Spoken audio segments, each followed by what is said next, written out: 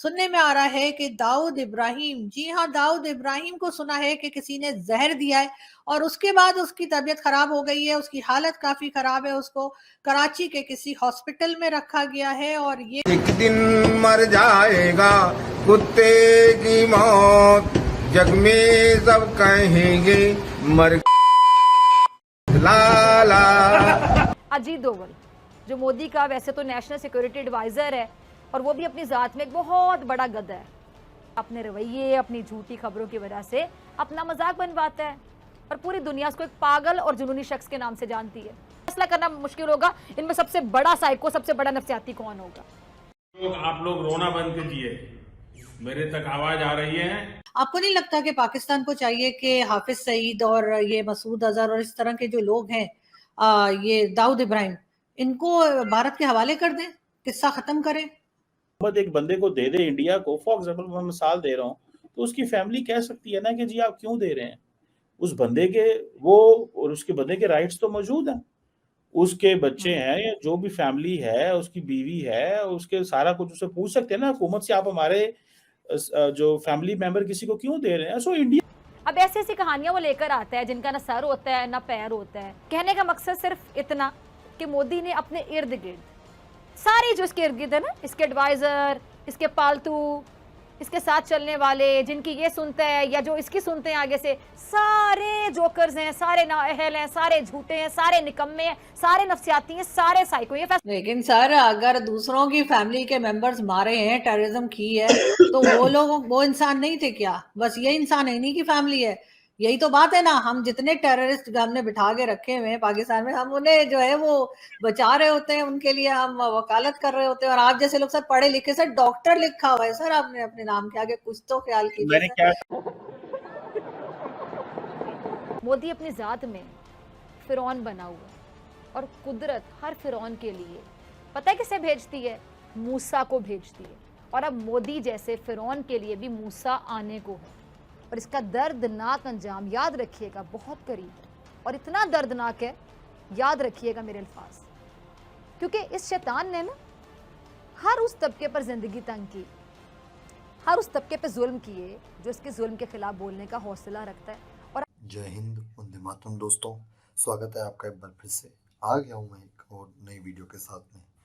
दोस्तों, पाकिस्तान का सबसे बड़ा अंडरवर्ल्ड डॉन दाऊद इब्राहिम, जो एक बहुत ही बड़ा राक्षस जिसे कहा जाता है, उसका नाम तो आप लोगों ने सुना ही होगा। दोस्तों, आए दिन उसके खिलाफ कितने केसेस जो आप लोग सुनते रहते हैं, मर्डर का, कभी खून का, इतना उसने जो अफवाह फैला रखा है।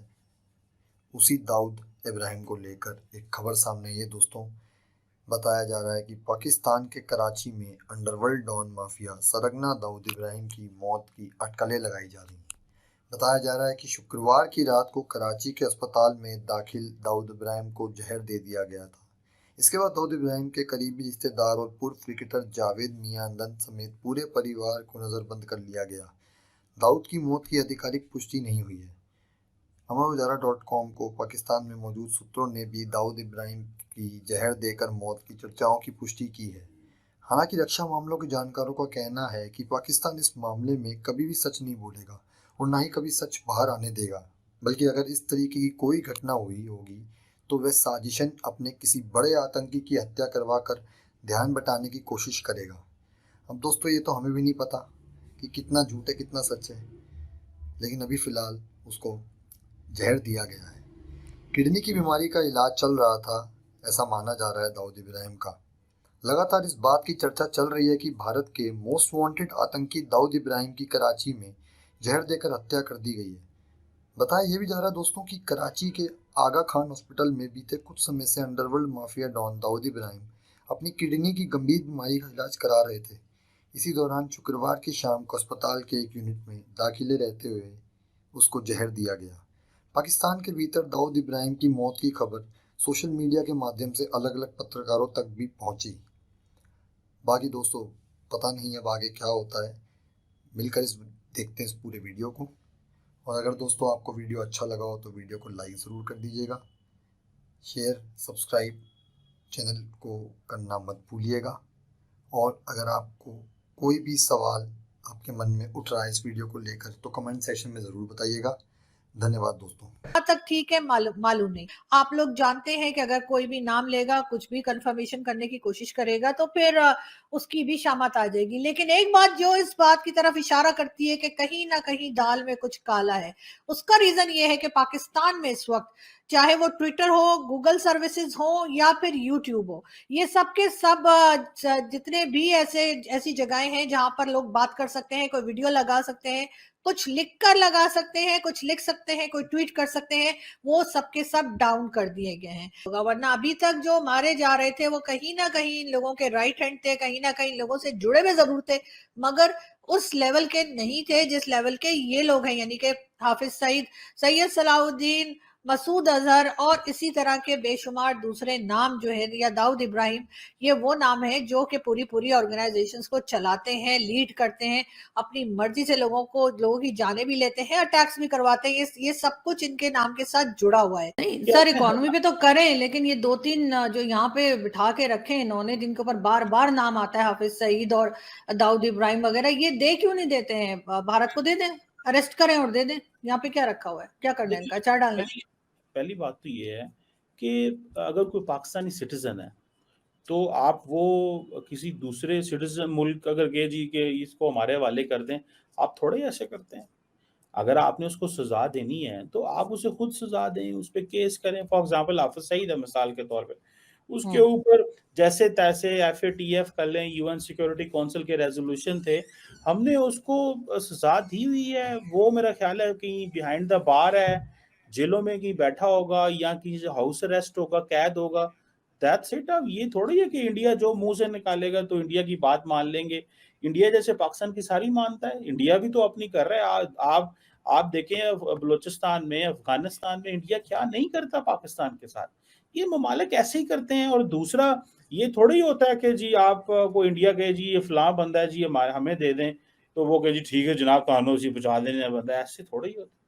ऐसे अगर पाकिस्तान कहे जी कि हमें फलां एक्टिविटी में बंदा मुलव्वस है वो दे दें, तो वो कहे जी ठीक है आपको दे दें, ऐसे थोड़ी देते हैं। अपने हालात बेहतर करें, अपनी इकोनॉमी ठीक करें, पॉलिटिकल स्टेबिलिटी जब होगी, इकोनॉमी का ग्राफ ग्रो होगा, भारत क्या पूरी दुनिया आएगी। देखें आपकी जब हालात बेहतर होते हैं तो नजदीक के रिश्तेदार भी आते हैं और दूर के रिश्तेदार भी आ जाते हैं। सारे रिश्तेदार आना शुरू हो जाते हैं आपके घरों में। सो ये जो हालात ठीक करें, ये नजदीक वाले हमसाए वाले भी आ जाएंगे, दूर के भी आ जाएंगे, समंदर वाले भी आ जाएंगे, आसमान वाले भी और जमीन वाले भी। सो हमारी लीडरशिप को थोड़ा सा इस एंगल से सोचने की जरूरत है। तो इंडिया जो भी इल्ज़ाम लगा दे हमने मानना थोड़ी है। आप कहेंगी जी आप किसी भी मेरे ऊपर इल्ज़ाम लगा दे, इंडिया लगा दे जी ये मुसलमान है जी इसको पकड़ लो दकड़ लो, तो ये नहीं होना चाहिए। बेसिकली इंडिया जो है ना वो पाकिस्तान के ऊपर उनसे ज़रा खाड़बाजी रहता है कि हमारे पास माशाल्लाह सब कुछ है। हमारे पास पाकिस्तान के पास ही सब कुछ है। डैम वो बेसिकली एटम बम जो हमारे पास है वो इंडिया के पास नहीं है। ठीक है, इंडिया के पास जो इतने बड़े बड़े मिसाइल हैं वो मतलब इतना कुछ है, वो तो उनके लिए जो हमारे पास एटम बम है उसके आगे तो वो कुछ भी नहीं है ना। अच्छा, यानी जो हमारे पास एटम बम है उसके मुकाबले में इंडिया पास वो बिल्कुल इस टाइम जो है ना फुल पावरफुल है। वो इंडिया तो खुद दहशतगर्द है। वो तो अफगानिस्तान के थ्रू हमारे फोर्स पे इतना हमला कराते हैं जितना कोटे में आजकल देखें क्या हालात हैं। क्यों वो हमारे पे हमले करवाता है? यानी हर कोई ये कह देता है कि इंडिया हमला करवा रहा है, कोई रीजन नहीं बताता। मतलब क्यों इंडिया हमला करवाएगा, कोई एक रीजन बताएं।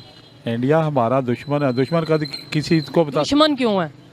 इसके बाद पाकिस्तान। जी बिल्कुल, पाकिस्तान का जो एटम बम है ना वो सबसे पावरफुल है। वो तो झूठ बोलते हैं, इतना बोलते हैं। उनका टेररिस्ट पकड़ा हुआ है, वो पहले वो नहीं मानते थे। ठीक है, तो जब वो उसका कार्ड पकड़ा गया फिर सारा कुछ अभी फिर उन्होंने। आप कुलभूषण यादव की बात कर रहे हैं? कुलभूषण, हाँ जी, ठीक है।